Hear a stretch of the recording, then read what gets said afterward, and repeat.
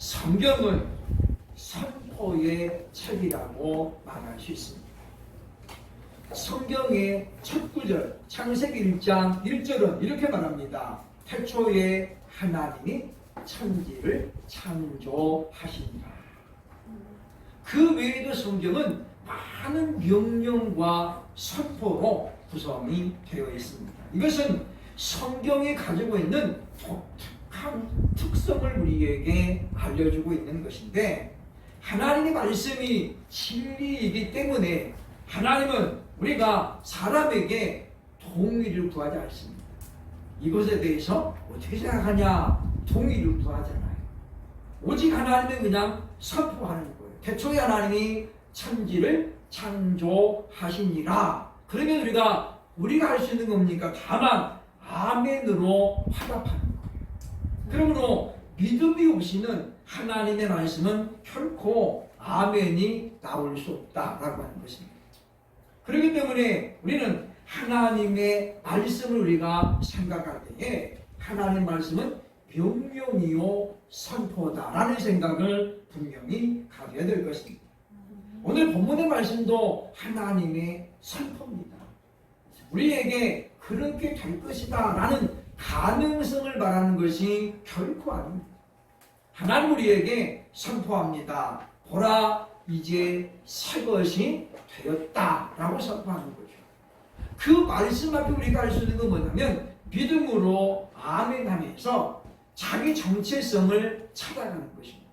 하나님이 나보고 새 것이 되었다고 하는데 과연 나는 무엇이 새 것이 되었을까? 이것을 우리가 찾는 것이 우리들의 과제가 되어야 되겠다라고 하는 것입니다.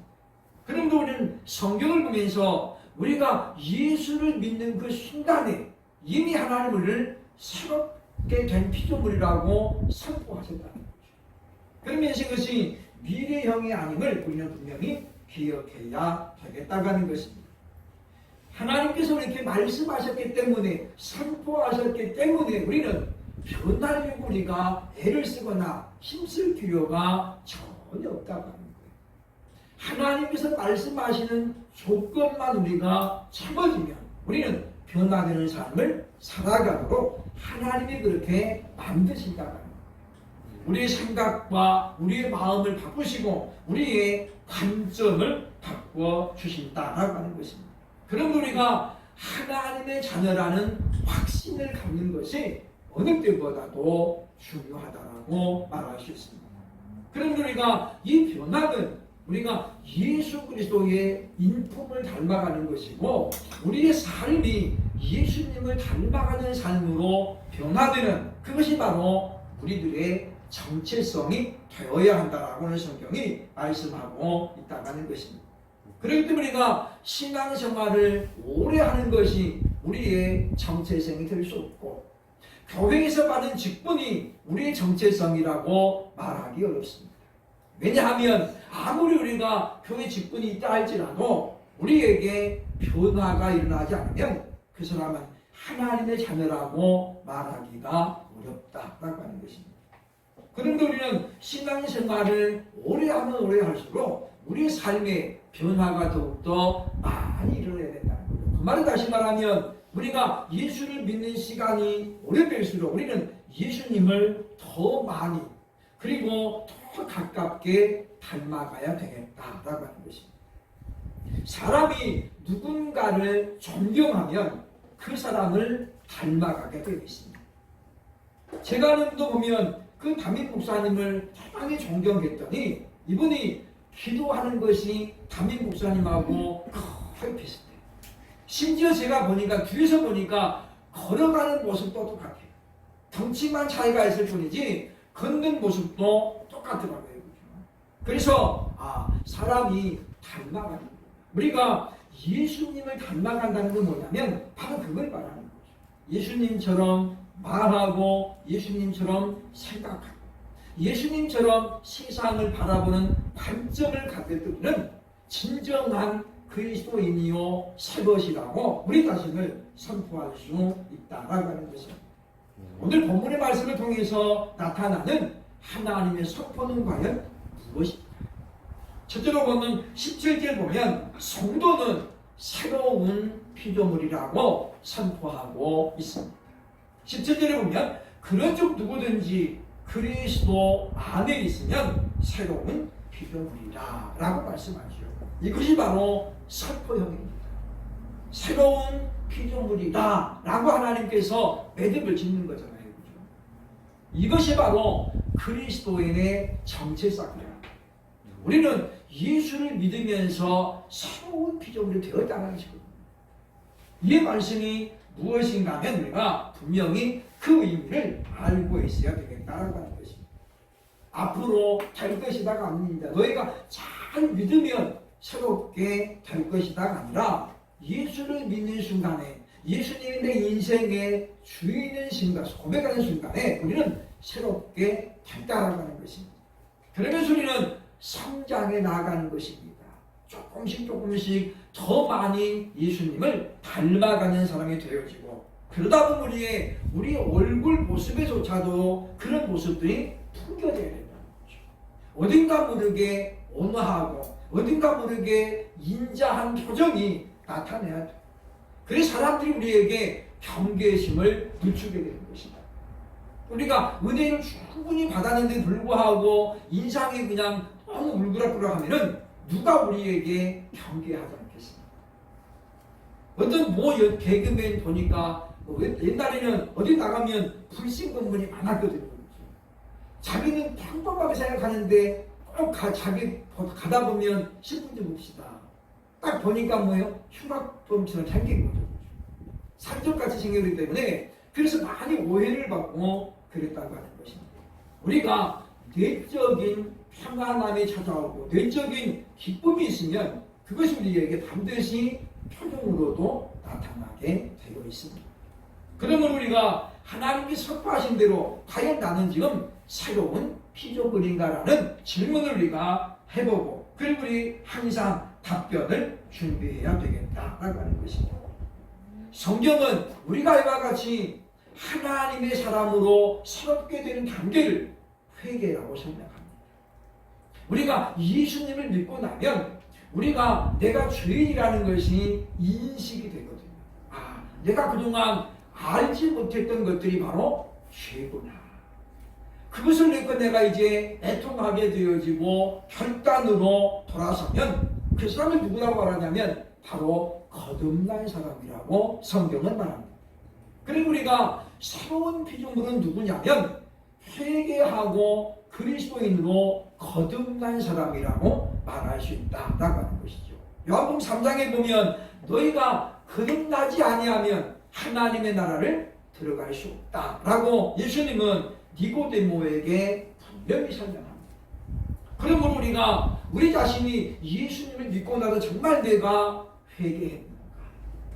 어거스틴은 어렸을 때에 엄마의 젖을 먹으면서 젖이 안 나오니까 자기 이빨 위에 2개 밑에 2개 난 걸로 젖꼭지를 깨물었대요.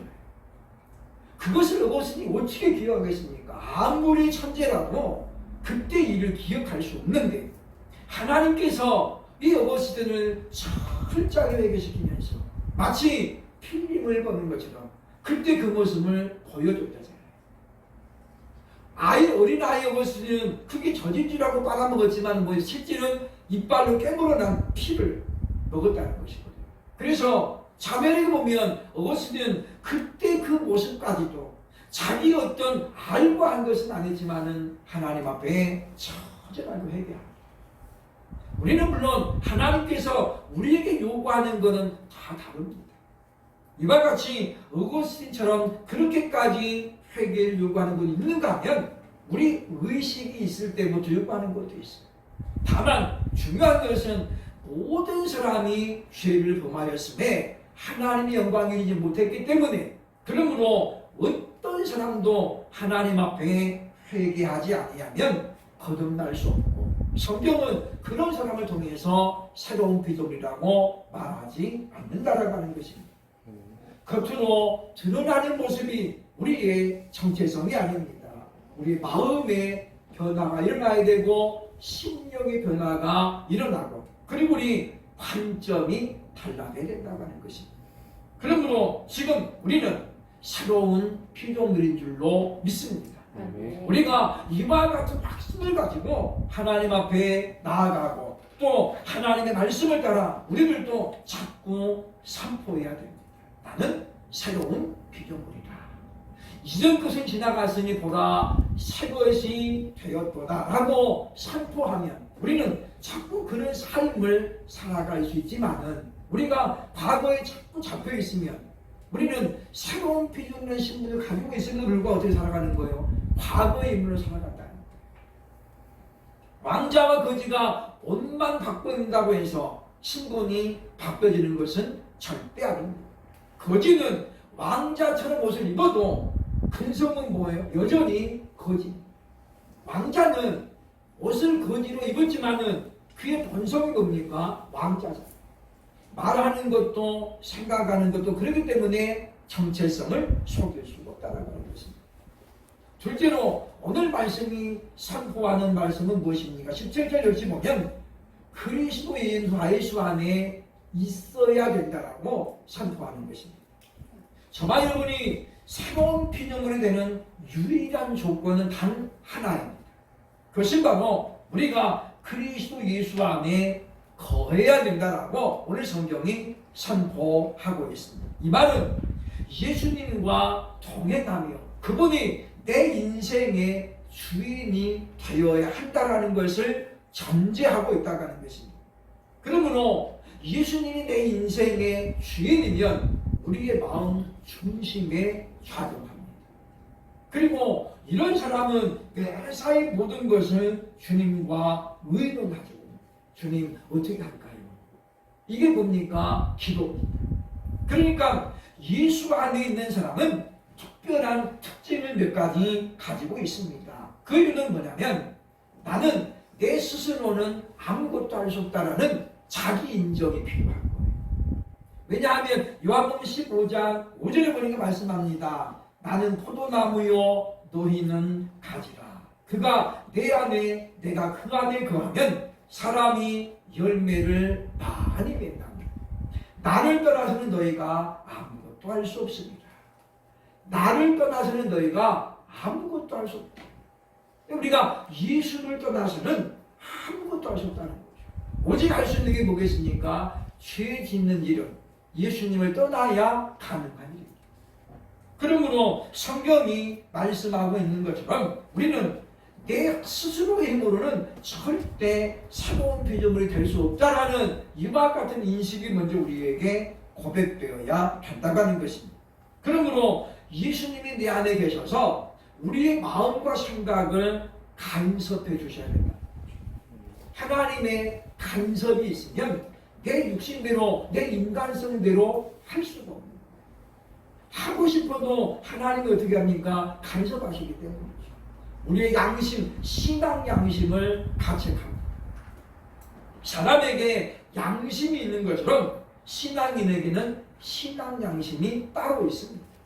그것은 바로 하나님 말씀에 대한 갈등이죠. 내 육신은 지금 이렇게 하고 싶은데 성령님이 내 안에서 말씀에 감동을 주시는 거예요. 이게 바로 신앙의 양심이라고 볼 수 있습니다. 그러므로 이런 신앙 양심이 예민한 사람은 주님과 함께하는 사람입니다. 그리스도 예수 안에 있다고 하는 것은 뭐냐면 이와 같이 예수께서 내 인생의 주인 돼가지고 나를 이끌어가는 것이죠. 그러면 우리는 주님과 더 많은 대화를 나누고 주의 뜻을 올바로 알기 위해서 계속해서 주의 말씀을 묵조립니다. 그리고 주님 앞에 주님과 대화를 나누게 되어 있다고 하는 것입니다. 그렇기 때문에 그리스도 예수 안에 있는 사람은 어떤 사람이냐면 늘 기도하는 사람. 쉬지 말고 기도하라. 이 말씀을 삶에서 적용하는 사람이라고 볼 수 있습니다. 그러므로 우리는 우리의 모든 것을 주님과 의논하고 큰 일만 할 것이 아니라 작은 일. 왜냐? 내가 볼 때 작은 일이지만은 주님이 볼 때는 아닐 수 있거든요. 오늘 어떤 글에 보니까 대부분의 사람들은 주연을 꿈꾼다는 거예요. 그러나 정말 주연이 빛나는 건 누구 때문이에요? 조연 때문이죠. 그래서 보면 아카데미상에 보면 누가 있습니까? 주연상만 있는 게 아닙니다. 조연상이 있습니다. 그리고 때로는 조연이 더 많은 스포트라이트를 받는 경우도 종종 발생합니다. 그리고 우리가 보면 항상 나는 주연이 돼야지, 주인공 아니면 안 해, 이게 아니라 우리는 항상 예수 그리스도를 주연으로, 나는 뭡니까? 피조물입니까? 항상 조연이 되면, 조연을 높여주는 건 누구예요? 주인이신 예수님이 높여주십니다. 뭐라고 말씀하십니까? 착하고 충성되지마 잘하고, 네가 작은 일에 충성하였으니 내 주인의 즐거움에 참여할지어다 라고 주님이 높여주시는 거예요.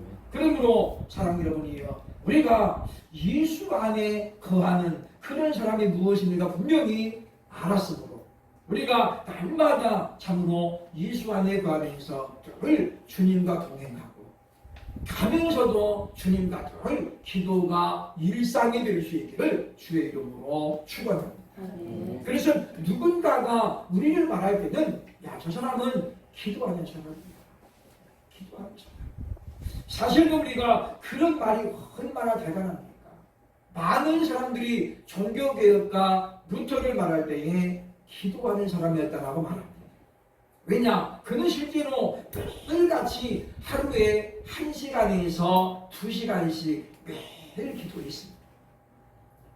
죽음의 위기를 느끼면서 오늘 죽을지 내일 죽을지 모르는 그런 위기 상황에서도 그는 기도했습니다. 왜냐? 기도가 멈춰지면은 자신의 생명도 끝나는 줄 알았거든요. 그렇기 때문에 그는 날마다 기도했다고 하는 것입니다. 어떤 의미에 보면 오늘 우리가 기도하지 않는 것은 그만큼 문제가 없기 때문이죠. 문제가 있어도 인식하지 못하기 때문에 그럴 수 있다는 것입니다. 실제로 오늘 본문 말씀에게 선포하는 건 무엇입니까? 17절 역시 보면 이전 것은 지나갔다고 선포하고 있습니다. 17절 하반절에 이전 것은 지나갔으니 보라 새 것이 되었구나. 새 것이 되려면 이전 것을 다 벗어버려야 돼요. 그래서 바울은 고백합니다. 나는 그 모든 것들을, 다 과거의 모든 것들을 배설물로 여깁니다.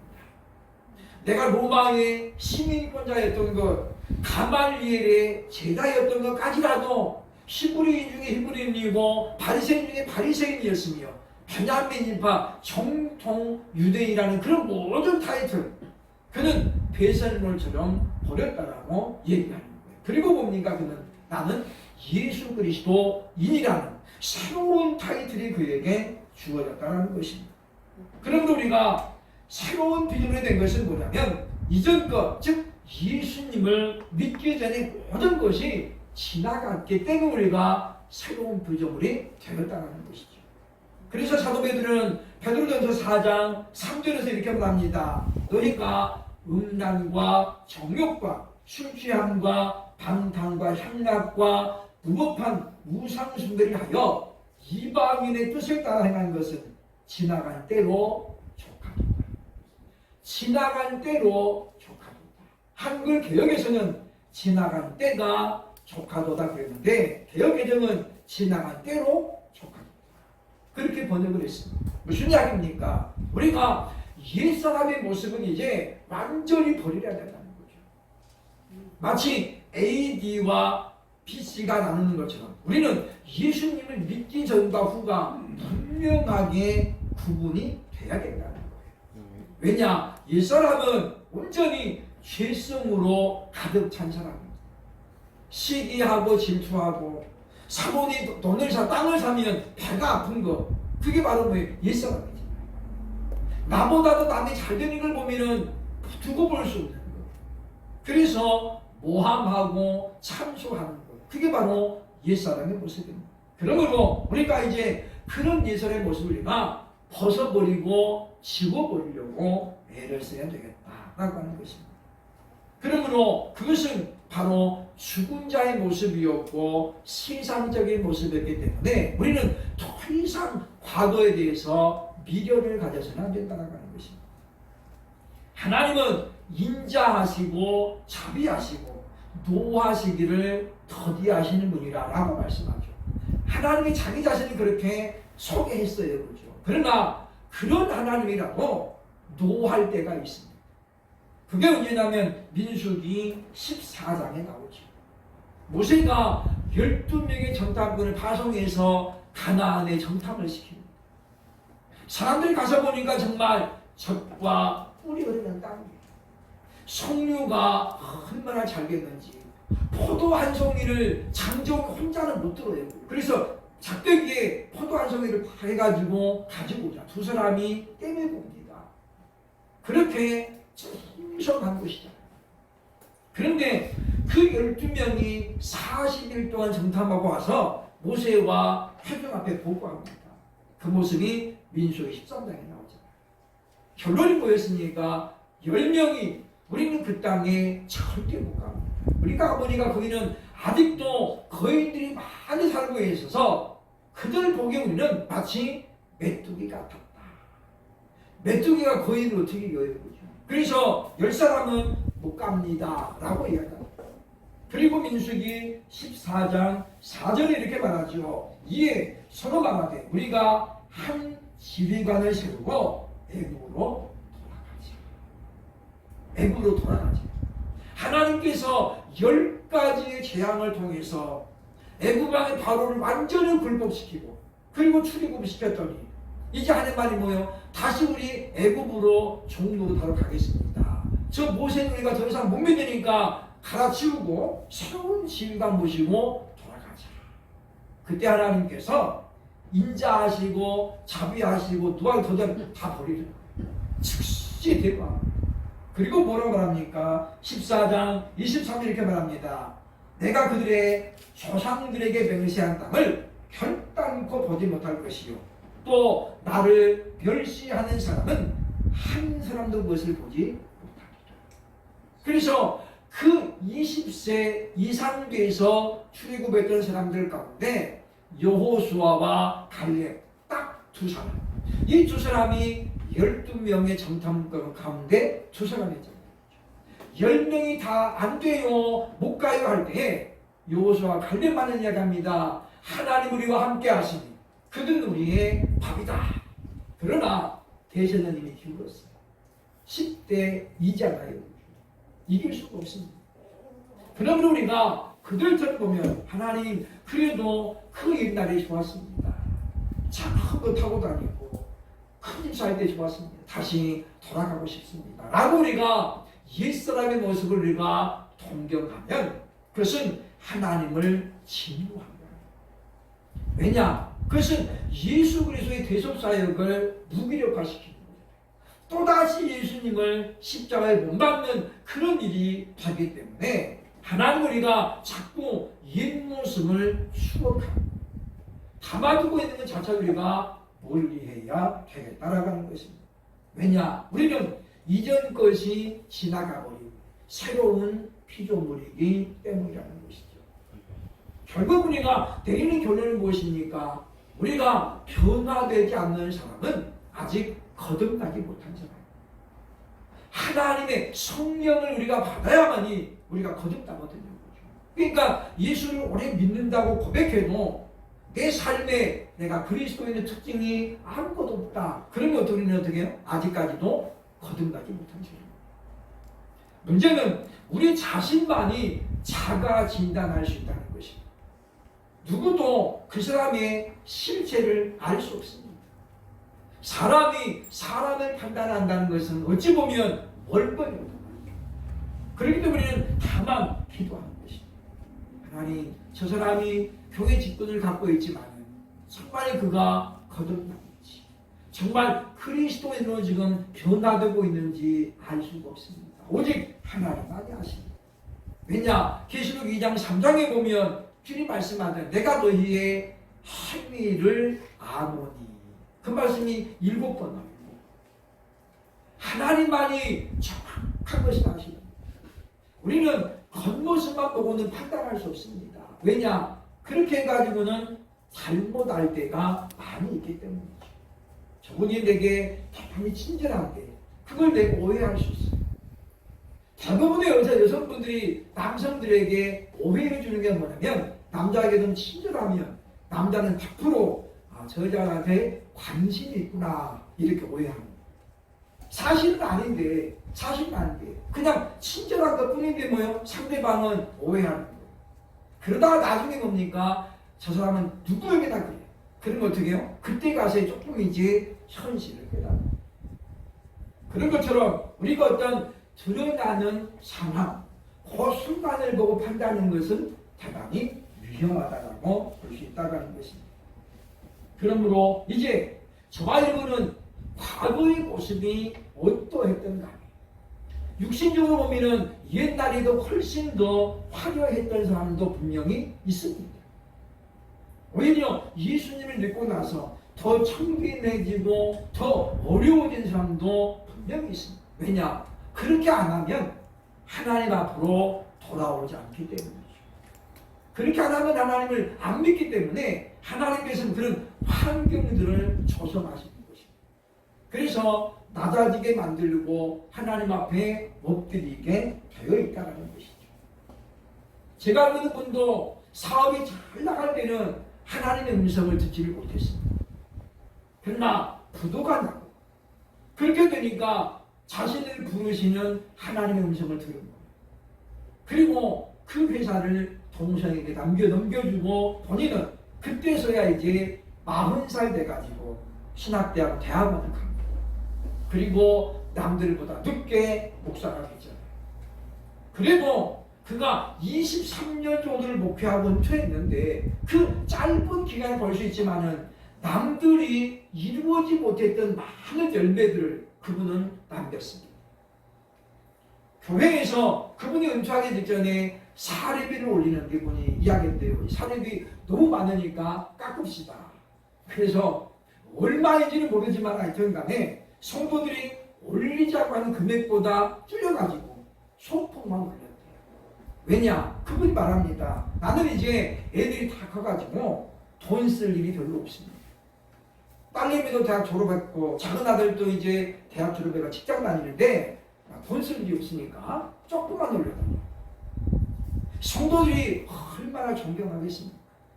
그런 목사님 만나는 것이 얼마나 어렵습니다. 그러므로 우리는 바로 이것이 그리스도 예수께서 원하시는 삶의 변화입니다. 나보다 남을 더 낫게 여기는 마음. 나도 이렇게 힘든데 저건 얼마나 힘들까? 그래서 배려하는 거죠. 그래서 한 번 더 물어보는 것입니다. 우리가 세상을 살아가면서 많은 만남을 갖습니다만 어떤 사람은 한 번의 만남이 각인되는 사람도 있잖아요. 저는 정말 고마운 사람입니다. 아무것도 안 했는데 그렇게 와닿는 분이 하나 있습니다. 반대로 봅니까? 한 번밖에 안 남았는데 내 안에 큰 상처를 주는 사람 남은 사람도 있어요. 그러므로 우리가 우리의 변화된 삶을 통해서 우리 자신을 점검해 볼 필요가 있다라고 하는 것입니다. 그리스도인의 정체성은 바로 변화에서 출발합니다. 그리스도인으로 변화되지 않는 사람은 그리스도인이 아니라는 거죠. 왜냐? 분명히 바울은 로마서 8장에서 말합니다. 그리스도의 영이 없으면 그리스도인이 아닙니다. 그 그리스도의 영인 성령께서 내 안에 들어오시면 가장 먼저 일어나는 게 뭐냐면 변화라는 거예요. 그러므로 변화의 시작을 통해서 이 변화는 단번에 완성되는 것이 아닙니다. 조금씩 일어납니다. 이러한 적극적인 변화된 심령들이 되어져서 정말 우리가 예수님만 바라보고 세상을 넉넉히 이겨나갈 수 있는 항상 예수 그리스도와 함께함으로 말미암아 승리를 맛보는 저와 여러분 모두가 될 수 있기를 주의 이름으로 축원합니다.